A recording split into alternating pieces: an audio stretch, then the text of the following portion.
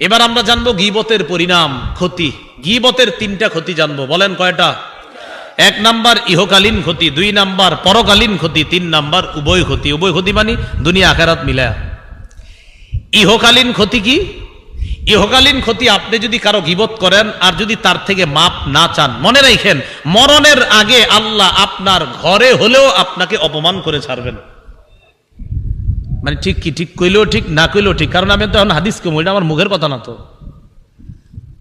আবু দাউদ শরীফের 4880 নম্বর হাদিসের বর্ণনা, 4880, 4880। এই হাদিসের বর্ণনাকারী আবু বারজা রাদিয়াল্লাহু তাআলা তিনি বলেন, قال رسول الله صلى الله عليه وسلم يا معشر من آمن بلسانه ولم يدخل الإيمان قلبا لا تغتابوا المسلمين। রাসূলুল্লাহ সাল্লাল্লাহু আলাইহি সাল্লাম বলেন, হে ওই সমস্ত ব্যক্তিবর্গ যারা শুধু মুখে ঈমান এনেছো, অন্তরে যাদের এখনো ঈমান ঢুকে নাই, তোমরা মুসলমানদের গীবত করবা না। এই হাদিস দ্বারা বোঝা যায় কেউ যদি মুখে বলে আমি ঈমানদার, আবার ওই মুখেই যদি কারো গীবত করে, রাসূল বলছেন তুমি মুখেই ঈমানদার, কলবে তোমার এখনো ঈমান ঢুকে নাই। কারণ এক মুখে তুমি ঈমানের দাবি করা, ওই মুখে আবার গীবত করা।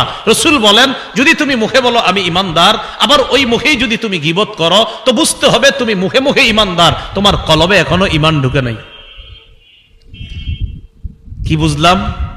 এখনো শেষ করি নাই। কি বুঝলাম? মুখে এবং কলবে যার ঈমান থাকবে সে কখনো মুসলমানের গীবত করবে না। লা তাগতাবুল মুসলিমিনা, মুসলমানদের গীবত করবা না। ওয়ালা তাত্তাবিউ আওরাতিহিম, মুসলমানদের দোষ তালাশ করবা না। ফাইন্নাহু মান ইয়াত্তাবি আওরাতিহিম ইয়াত্তাবিউল্লাহু আওরাতাহ, কোন ব্যক্তি যদি অপর মুসলমানের দোষ তালাশ করে, আল্লাহ তার দোষ তালাশ করে। কে বলেন না? কে? আমি ওনার দোষ তালাশ করি, আল্লাহ আমারটা তালাশ করে। আমি ওনারটা পাইতেও পারি, নাও পাইতে পারি, রব তো আমারটা পেয়েই যাবে না। বুঝেন নাই মনে হয়? আমি ওনারটা তালাশ করি দোষ, আল্লাহ আমারটা দোষ তালাশ করে। আমি ওনারটা পাবো অথবা না পাবো সন্দেহ আছে, আল্লাহ তো আমারটা নিশ্চিত পাবে। রাসূলুল্লাহ সাল্লাল্লাহু আলাইহি সাল্লাম বলেন, কোন মুসলমান যখন আরেকজনের দোষ তালাশ করে, পরনিন্দা করে, আল্লাহ ওটার দোষ তালাশ করে। রাসূল বলেন মাইয়াত্তাবিল্লাহু আওরা, আল্লাহ যদি কারো দোষ তালাশ করে, ইয়াফযাহু ফি বাইতিহি, আল্লাহ তারে ঘরে হলেও অপমান করে ছাড়বে, তার ঘরে অপমান করে ছাড়বে। এটা ইহকালীন ক্ষতি। পরকালীন ক্ষতি কি? পরকালীন ক্ষতি হলো তামার নখ। তামার নখ দিয়ে গীবতকারী তার চেহারা আর বুক খামচাইতে থাকবে কিয়ামত পর্যন্ত। কিয়ামত কিন্তু মানে কিয়ামতের মাঠে তো বিচার রয়ে গেছে, এই কিয়ামতের বিচারের আগে গীবতকারী মরণের পরে তামার নখ হবে তার, এই নখ দিয়ে তার চেহারা আর বুককে খামচাইতে থাকবে। আবু দাউদ 4878 নম্বর হাদিসের বর্ণনা, রাসূলুল্লাহ সাল্লাল্লাহু আলাইহি সাল্লামের সাহাবী আনাস থেকে বর্ণনা, নবীজি বলেন, লাম্মা উরিজা বি মারারতু বিকওমিন লাহুম আসফারুম মিন নুহাস। মেরাজে আমি রওনা করলাম, আমি একদল মানুষের পাশ দিয়ে অতিক্রম করলাম। আমি তাকিয়ে দেখলাম লাহুম আসফারুম মিন নুহাস, তাদের নখগুলা তামার নখ। ইয়াখমিশুনা উজুহাহুম ওয়া সুদুরহুম, এই নখ দিয়া তারা তাদের চেহারা আর তাদের বুকগুলা এইভাবে খামচাইতেছে, তারা এইভাবে খামচাইতেছে। ফাকুলতু মান হাউলা ইয়া জিবরিল, আমি প্রশ্ন করলাম জিবরিল এরা কারা? জিবরিল আমিন জবাব দেয়, হাউলা ইল্লাযিনা ইয়াকুলুনা লুহুমান নাস ওয়া ইয়াকুনা ফি আরাদিহিম, এরা তারা যারা দুনিয়ার মধ্যে মানুষের গোশত খাইতো। কি খাইতো? এই জায়গার কেউ আছেন মানুষের গোশত খান? তো মানুষের গোশত মানে গীবত করত। ওয়া ইয়াকুনা ফি আরাদিহিম, যারা মানুষের সম্মান হানি করত। আল্লাহ আমাদেরকে অপরাধ থেকে বাঁচার তৌফিক দান করেন। গীবতের উভয় ক্ষতিটা দেখেন, আবু দাউদ শরীফের 4881 নম্বর হাদিস। আমি খানা খাইতেছি মনে করেন, আচ্ছা এটা দিয়ে দেখা, এটা একটা প্লেট মনে করেন, খানা খাইতেছি। খানা খাওয়ানোর সময় এক লোকমা মুখে দিতে দিতে আরেকজনের দোষ কইতেছে। রাসূলুল্লাহ সাল্লাল্লাহু আলাইহি সাল্লাম বলেন, মান আকালা বিরাজুলিন মুসলিমিন আকলাতান, কোন মুসলমান যদি অন্য কোন মুসলমানের দোষ বলতে বলতে এক লোকমা খাবার মুখে নেয়, খাবারটা নিতেছে, আচ্ছা ওই মুখে আরে তোর বেড়া ফালতু, এই সে বলতে বলতে ফাইন্নাল্লাহা ইউতইমুহু মিসলাহা ফি জাহান্নাম, এই পরিমাণ আগুনের দোলা আল্লাহ তার মুখে ঢুকায়া দিবে জাহান্নামে। এরপরে মনে করেন আপনি সেলোয়ার পড়তেছেন, জামা পড়তেছেন, জামা পড়তে পড়তে আরেকজনে দোষ কইতেছেন, জামা পড়তেছেন, বিবি কয় কি অবস্থা মনে করে, আরে থুর আর কইও না, বিবিরে কইতেছেন আর জামাটা পড়তেছেন। রাসূলুল্লাহ সাল্লাল্লাহু আলাইহি সাল্লাম বলেন, ওয়ামান কুসিয়া বিরাজুলিন সাওবান বিরাজুলিন সাওবা, কোন ব্যক্তি যদি জামা পড়তে পড়তে কারো দোষ বলে, ওয়ামান কুসিয়া বিরাজুলিন সাওবা, জামা পড়তে পড়তে যদি দোষ বলে, ফাইন্নাল্লাহা ইয়াকসুহু মিসলাহু ফি জাহান্নাম, আল্লাহ এই জাতীয় আগুনের জামা তাকে জাহান্নামে পরায়া দিবে।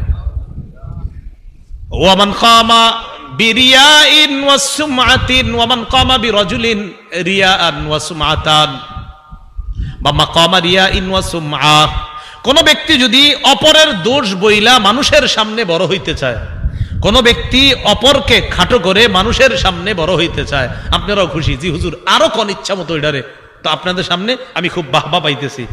আল্লাহ রসুল বলেন, ফাইন্নাল্লাহা ইয়াকুমু বিহি মাকামা রিয়াইন ওয়া সুমআতিন ইয়াউমাল কিয়ামাহ, কিয়ামতের ময়দানে ওই ব্যক্তিকে লক্ষ কোটি মানুষের সামনে দেখায়া আল্লাহ তাকে জাহান্নামে নিক্ষেপ করবে। কেন?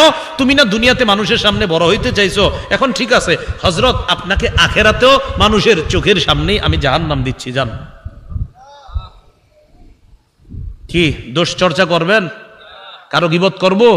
আমরা অনেক নামাজিরা এগুলো গুরুত্বই দিই না, মানে নামাজ পড়তে গেছে না মসজিদে, 5 মিনিট বাকি বসে বসে গীবত করে, কারে বুঝাইবেন? 10 মিনিট বাকি দুজনে বসে বসে, কি অবস্থা, মেয়ের বিয়ে ঠিক হয়েছে নি, কার সাথে কি শুনলাম, এর বলে বাম চোখে সমস্যা আছে, শুরু হয়ে গেছে। এগুলো হাসবেন না, গুরুত্ব সহকারে নেন। আমরা ভালো ভালো পরিবেশগুলাকে আজকে গীবত দিয়ে নষ্ট করে ফেলছি। ভালো একটা মজলিস শুরু হয়, 5-7 জনের সুন্দর সুন্দর আলোচনা হইতেছে, আল্লাহর কথা হচ্ছে, রসুলের কথা হচ্ছে, বলতে বলতে হঠাৎ এক ব্যক্তির সমালোচনা শুরু হয়ে গেছে। আল্লাহ আমাদেরকে হেফাজত করেন, আল্লাহ আমাদেরকে হেফাজত করেন। এবার আমরা জানবো গীবতের স্তর, গীবতের 4টি স্তর। 1 নাম্বার কুফরি, 2 নাম্বার মুনাফিকি, 3 নাম্বার হারাম, 4 নাম্বার যেই গীবত বলা হারাম এই গীবতের বিধান হলো হারাম, এই গীবত শোনাও হারাম। 4 নাম্বার মুবাহ বা বৈধ। জালেমের জুলুম প্রমাণ করার জন্য বিচারকের সামনে জালেমের বিরুদ্ধে 2-4টা দোষ বলা জায়েজ আছে। 2-4টা দোষ বলা কি আছে? এবার একটা গুরুত্বপূর্ণ কথা শুনেন, কখনো কখনো কারো সমালোচনা করা ওয়াজিব। কি বলেন তো? আপনারা সেজদা দেন কাকে? খুব মন একদম দিল থেকে বলবেন কাকে? এক ব্যক্তি আপনাদের এলাকায় নতুন আসছে, ইমাম হইয়া আসার পরে উনি আপনাদেরকে আল্লাহ ছাড়াও অন্য জায়গায় সেজদা দেওয়া শিখায়, কথার কথা। তো এতদিন সেজদা শুধু আল্লাহরে দিতেন, নতুন করে উনি এমন ভাবে বুঝাইছে আপনারাও বুঝে ফেলছেন, আল্লাহ ছাড়াও অন্য জায়গায় সেজদা দেওয়ার বিধান আছে। আপনাদের এই এলাকার প্রায় 150-200 মানুষ তৈরি হয়ে গেছে যে এখন অন্য জায়গায়ও সেজদা দিতে চায়, আল্লাহ ছাড়াও বাসে বাসে বিভিন্ন জায়গায় গিয়া সেজদা দেওয়ার জন্য তৈরি। এখন এই এলাকার উলামায়ে কেরাম, মাদ্রাসার উলামায়ে কেরাম, ইমাম খতিবরা সবাই মিলে ওই ব্যক্তির সমালোচনা করা ওয়াজিব। ওই ব্যক্তির সমালোচনা করা কি? কেন? জাতির ইমানকে হেফাজত করার জন্য ওই ব্যক্তির সমালোচনা করা তখন ওয়াজিব। কি কথা বুঝে আসছে? আচ্ছা, গীবতের গন্ধ পাওয়া যায় এমন 8টি শব্দ শিখবো। আমি প্রথমে এক শ্বাসে বলতেছি, পরে ব্যাখ্যা দিচ্ছি। 1 নাম্বার গীবত, পরনিন্দা, এটার অর্থ। 2 নাম্বার ইফকুন, মিথ্যা রটনা করা। 3 নাম্বার বুহতানুন, মিথ্যা অপবাদ দেওয়া। 4 নাম্বার নামিমা, চুগলখুরি করা। 5 নাম্বার জুল ওয়াজহাইন, দ্বিমুখী নীতি অবলম্বন করা। 6 নাম্বার হুমাজা, ওয়াইলুল লিকুল্লি হুমাজা, এই হুমাজা সামনে সমালোচনা করা। 7 নাম্বার লুমাজা, পিছনে সমালোচনা করা। 8 নাম্বার শাতমুন, ব্যঙ্গ করা। ওই যে রসুলের ব্যঙ্গকারী কি বলা হয়? শাতিমে রসুল। 1 নাম্বার গীবত বা পরনিন্দা, এটা তো এতক্ষণ শুনলাম। 2 নাম্বার ইফকুন, মানে মিথ্যা রটনা করা। আল্লাহ কোরআনে বলেন হাজা ইফকুম মুবিন। আম্মাজান আয়েশার ব্যাপারে মুনাফিকরা যখন মিথ্যা রটনা করলো তখন আল্লাহ বলে দিলেন এটা স্পষ্ট মিথ্যা রটনা। 3 নাম্বার বুহতান, মানে মিথ্যা অপবাদ দেওয়া। আল্লাহ পবিত্র কোরআনে বলেন হাদা বুহতানুন আজিম। আম্মাজান আয়েশার ব্যাপারে যখন মিথ্যা রটনা করলো আল্লাহ বলে দিলেন এটা স্পষ্ট মিথ্যা অপবাদ। 4 নাম্বার নামিমা, নামিমা মানে চুগলখুরি করা। চুগলখুরি চিনেননি আপনারা? ওনারটা এর কাছে আর একটা ওনার কাছে বলে বেড়ানো, এটাকে কি বলা হয় বলেন? চুগলখুরি। আবু দাউদ শরীফের 4871 নম্বর হাদিসে রাসূল সাল্লাল্লাহু আলাইহি সাল্লাম বলেন, হযরত হুযায়ফা রাদিয়াল্লাহু তাআলা আনহুর বর্ণনা, রাসূলুল্লাহ সাল্লাল্লাহু আলাইহি সাল্লাম বলেন লা ইয়াদখুলুল জান্নাতা কাত্তাত, চুগলখোর জান্নাতে যাবে না। সহিহ বুখারীর বর্ণনা 6052 নম্বর হাদিস, আব্দুল্লাহ ইবনে আব্বাস রাদিয়াল্লাহু তাআলা আনহুমার বর্ণনা। মাররা নবী সাল্লাল্লাহু আলাইহি সাল্লাম আলা কবরাইন, রাসূলুল্লাহ সাল্লাল্লাহু আলাইহি সাল্লাম দুটি কবরের পাশ দিয়ে অতিক্রম করলেন। করার সময় নবীজি বললেন, ইন্নাহুমা লা ইউআজ্জাবান, এই দুই কবরে শাস্তি দেওয়া হচ্ছে। এরপর বললেন, ওয়ামা ইউআজ্জাবানে ফি কাবীরিন, এই দুই কবরে যাদের শাস্তি হচ্ছে বড় কোনো অপরাধে না। ও শোনেন, এটা রসুলকে আল্লাহ জানিয়ে দিয়েছেন, তাই রসুল বলতে পারছে।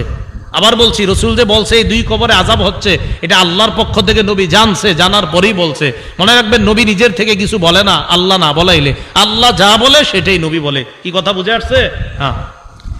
এবার রাসূলুল্লাহ সাল্লাল্লাহু আলাইহি সাল্লাম বললেন, আম্মা আহাদুহুমা ফাকানা লা ইস্তাতিরু মিন বাউলিহি। যুবক ভাইরা শোনেন, যারা আপনারা প্রস্রাব করে শুধু পানি নেন, ঢিলা টিস্যু নেন না, দাঁড়ায় কোনো মতে সাইরা দৌড় দেন। রাসূলুল্লাহ সাল্লাল্লাহু আলাইহি সাল্লাম বলেন, আম্মা আহাদুহুমা ফাকানা লা ইস্তাতিরু মিন বাউলি, এক কবরে শাস্তি দেওয়া হচ্ছে প্রস্রাব থেকে সতর্ক না থাকার কারণে। সে প্রস্রাবের ব্যাপারে সতর্কতা অবলম্বন করতো না। এখন ফতুয়া জিগায়, হুজুর পানি নিলে শুধু চলবে না? পানি নিলে শুধু চলবে না? না চলবে, এটা ট্রাই করবেন। কিভাবে? প্রস্রাব করে কিছুক্ষণ বসে থাকেন, উঠেন না, দেখবেন একটু পরে ফোটায় ফোটায় পড়তেছে। তো আপনি পানি নিয়ে আসার পরেও তো এটা ফোটা ফোটা পড়বে। এই জন্য টিস্যু নিবেন, আর মাটি থাকলে মাটি নিলে ভালো, না পারলে টিস্যু। ওয়াম্মাল আখর, আর আরেক কবরে ফাকানা ইয়ামশি বিন নামিমা, সে চুগলখড়ি করত, এই জন্য ওই কবরে শাস্তি হচ্ছে। সুম্মা দাআ বিআসিবিন নতবিন, একটা খেজুরের কাঁচা ডাল আনছে রাসূল, আনার পর ফাশাক্কাহু বিইসনাইন, দুই টুকরা করছে। করার পর একটাকে এক কবরের উপর স্থাপন করছে, আর একটা আরেক কবরের উপর। এরপর বললেন, লাআল্লাহু ইউখাফফাফু আনহুমা মালাম ইয়াইবাসা, এই দুইটা কাঁচা ডাল শুকনা হওয়ার আগ পর্যন্ত আমি আশাবাদী এই দুই কবরের আযাব হালকা করা হবে।